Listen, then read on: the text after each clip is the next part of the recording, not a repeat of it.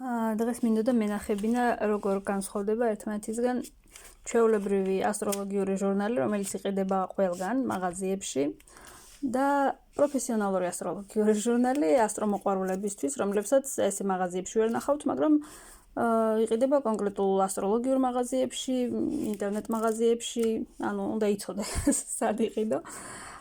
მინდოდა უბრალოდ შედარება, რამდენად რამხელა განსხვავება არის რეალურად, ეს არის ჩვეულებრივი ჟურნალი მაღაზიაში ნაყიდი, რომელიც ესე გაფორმებული, რეკლამები, ანუ ყურადღების მისაქცევად უფრო მარკეტინგული გათვლა არის და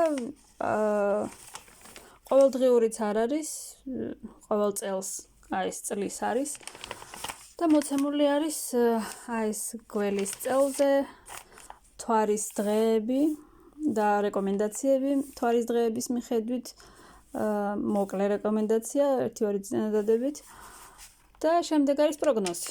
ზოგადი პროგნოზი ყოველდღიური ზოდიაქოს ნიშნებისთვის. ისევ თებერვლის თვარის დღეები, ისევ პროგნოზი.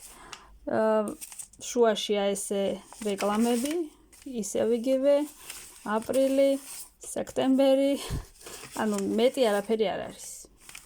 ეს არის სულ, რასაც თქვენ ნახავთ ჩვეულებრივ ასტროლოგიურ ჟურნალში, რომელიც მაღაზიაში იყიდება ჩვეულებრივად. და ჟურნალი ასტრომოყვარულებისთვის, ასტროლოგების მიერ შედგენილი, ესე იწყება არაბული ლოცვით, არაბულ ენაზე. ლოცვა არის, ზოგადად იყო ასტროლოგიაში ყოველთვის ეს რიტუალები, ანუ მუშაობის დაწყების წინ ასტროლოგი ან კითხულობდა ლოცვას, ან იბანდა ხელებს და ისე იწყებდა მუშაობას, ანუ ეს რიტუალი სულიერი გასუფთავების, ან ზოგადად სისუფთავის უნდა ყოფილიყო მუშაობის დაწყებამდე. საკმაოდ ისეთი კარგი ტრადიციაა. დღეს ნაკლებად ვიცავთ სამწუხაროდ. იწყება ლოცვით, შემდეგ არის მიმართვა რედაქტორის სავარაუდოდ, რას მოიცავს ორ ენაზე. აქ არის მუსიკაზე ტექსტი, მუსიკის კავშირი ეზოთერიკასთან, ზოგადად ეზოთერიკული მუსიკა, ზოგადად მუსიკა, შემოქმედებასთან დაკავშირებული. მგონი აქაც იგივე არის. ისევ მუსიკა. ამ შემთხვევაში ანგელოზებთან რაღაც კავშირი, მუსიკის სულთან კავშირი, ანუ რაღაც თემა არის მუსიკა ამ შემთხვევაში, ამ სტატიაში. შემდეგი არის აქ ტექსტი ვინც დაწერა, ვის ეძღვნება და რაღაც კონკრეტული ნაწარმოების ჩემი აზრით განხილვა არის. მე რასაც უცებ გადავავლე თვალი, რადგან ახლახან ვიყიდე და მე თვითონ ჯერ არ წამიკითხავს. რაღაც რეკლამა.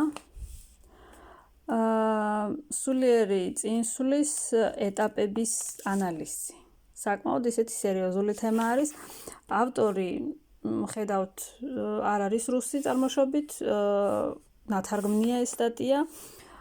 ქვევით წერია ვინც არის ეს ადამიანი, ვინც დაწერა ეს სტატია, ცნობილი ამერიკელი ფსიქოლოგი, ქრისტიანული ფსიქოლოგიის მიმდევარიო რაღაც ესეთი არის. და გამოაგზავნა ამ ავტორმა სპეციალურად ამ ჟურნალისთვის ეს ტექსტი და შემდეგ თარგმნეს. თემა საკმაოდ საინტერესოა, გავეცნობი მოგვიანებით. აქ ისევ რეკლამა არის, თვითონ ეს სერვისები ჩამოწერილი ასტროლოგიური სკოლის.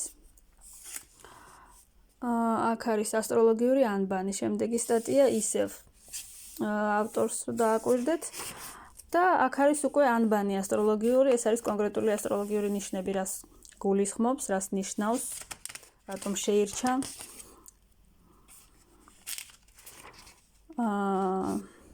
შემდეგ არის ასტროლოგიური პრაქტიკუმი. აქ არის ასპექტები, ეს შეერთება, სექსტილი, ტრინი, კვადრატი და ოპოზიცია, სინათლის გადასვლა, ამას ჰორარულ ასტროლოგიაში ვხმარობთ უფრო. შუქის შეკრება, რა ქვია იმას, რეცეფცია, აი აქ არის რეცეფცია. მოკლედ ეს ყველაფერი შეერთებებიზე აქვს საუბარი.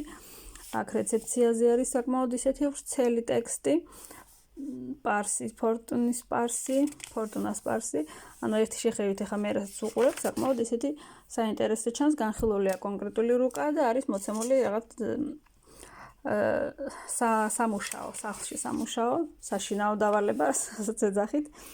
აქ არის დაბადების მომენტის ფსიქოლოგიური მნიშვნელობა, თუ დაბადების მომენტის კრიზისის ანალიზი, არ ვიცი, აქაც აი ავტორი აქ არის. ტექსტი სპეციალურად ჟურნალისტვის არის გამოგზავნილი. 93 წლის ძველი ჟურნალი არის, რომელსაც დღემდე ბეჭდავენ. ამ ჟურნალის და ზოგადად ასტროლოგიური ჟურნალები უკვე ონლაინ ფორმატში არის და კონკრეტულ საიტებზე არის შესაძლებელი მათი ნახვა. ესე უკვე არის ბეჭდება იმდენად, რომ იმის გამო რომ მოთხოვნა არ არის. იმდენი და ბევრმა არ იცის უბრალოდ რომ არსებობს ესეთი ჟურნალები, ჩემი აზრით. ესეც ცალკე პრობლემაა. ეს არის კონკრეტული ადამიანის რუკა და შემდეგ განიხილება ეს კონკრეტული კრიზისები. რუკები ბლომად არის, ძალიან კარგია პრაქტიკული მუშაობისთვის, მაგალითისთვის. აქ ისევ კონკრეტული რაღაც რეკლამა არის. აქაც რეკლამა არის სხვა ასტროლოგიური პროგრამების. აქ არის რაღაც სამედიცინოზე საუბარი. ინგლისურად ისევ არის და ნათარგმნია. არ ვიცი რა ტექსტია, მაგრამ საკმაოდ ისეთი ვრცელი ტექსტი ჩანს. რაღაც მოთხრობას გავს, ასტროლოგიური ტექსტი არ არის. საინტერესო არა კავშირში ასტროლოგიასთან. აქ არის კიდევ ერთი სტატია, განხილული არის მითებთან კავშირი ასტროლოგიური ნიშნების. აი ვერც რატო ქვია ვერძი, როგორი მითოლოგიური მნიშვნელობა აქვს, ანუ რატომ დაერქვა ეს ყველაფერი, ეს მითოლოგიური ბერძნულ და რომაულ მითოლოგიასთან კავშირში, რაც არის ეს ნიშნები, ეს არის ასტროფსიქოლოგიაში ასწავლიან ამას, საკმაოდ მნიშვნელოვანია იმის გასაგებად, თუ ზოგადად აი პრინციპი რო გაიგო კონკრეტული ნიშნის, ეს მითოლოგია საკმაოდ ისეთია დამხმარე. შემდეგ რა არის კიდევ? ეს უკვე თვითონ ვინც კითხულობს ამ ეს წერილებია, ესე ვთქვათ. ვინც კითხულობს მათგან, აქაც რაღაც ლექსებს გავს, პოეზია, პოსტა, გამოგზავნილი წერილები და თვითონ ამ მაღაზიის დაარსების რუკა. წუთები საათი ყველაფერი გაკეთებულია, ხედავთ როგორი ძველი ის არის, ანუ აი ჩვენთან როგორც აი აქ არის ხოლმე ასცენდენტი, ამ რუკაში აი ესე არის. როგორც ადრე აკეთებდნენ ხოლმე ასცენდენტი, დესცენდენტი. გრადუსები, ესე საინტერესოა. ასცენდენტის მმართველი მერკური, რომ რა თქმა უნდა მერკური როცა წიგნის მაღაზია, თუმცა შილდოსანში დგას. სრულსახლიანი სისტემაა, ხედავთ? ხო. სულ ეს არის. საკმაოდ საინტერესო მასალა არის და მეთანხმებით ისე თუ ასე ამას ნამდვილად ჯობს.